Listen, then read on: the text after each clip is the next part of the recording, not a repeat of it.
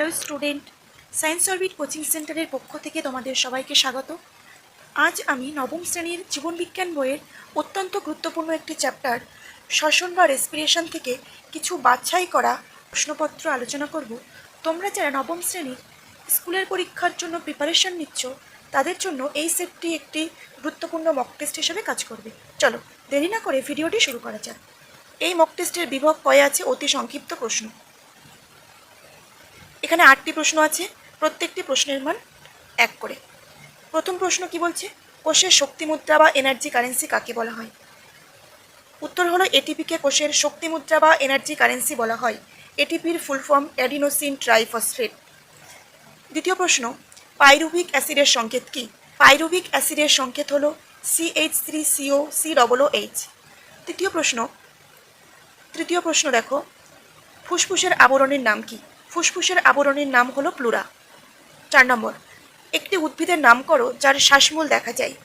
সুন্দরী, গরান। 5 নম্বর দেখো, পতঙ্গদের প্রধান শ্বাসঙ্গটির নাম লেখো। পতঙ্গদের প্রধান শ্বাসঙ্গটির নাম হলো শ্বাসনালী বা ট্রাকিয়া।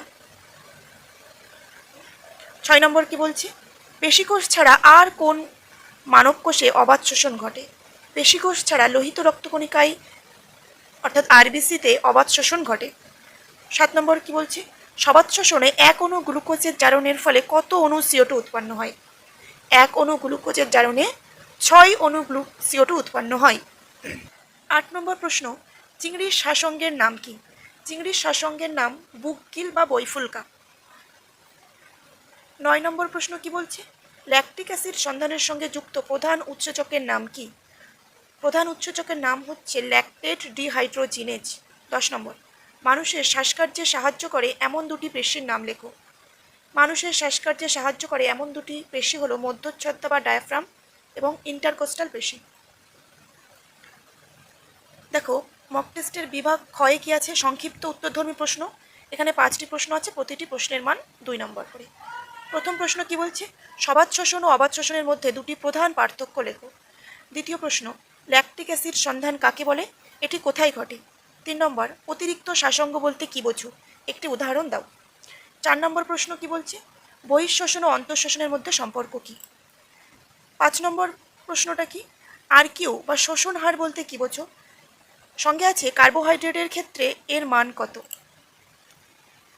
বিভাগ গয়ে আছে দীর্ঘ উত্তরধর্মী প্রশ্ন। এখানে 4টি প্রশ্ন আছে, প্রত্যেকটি প্রশ্নের মান 3 নম্বর করে। প্রথম প্রশ্ন কি বলছে, গ্লাইকোলাইসিস প্রক্রিয়াটি কোথায় ঘটে? একে EMP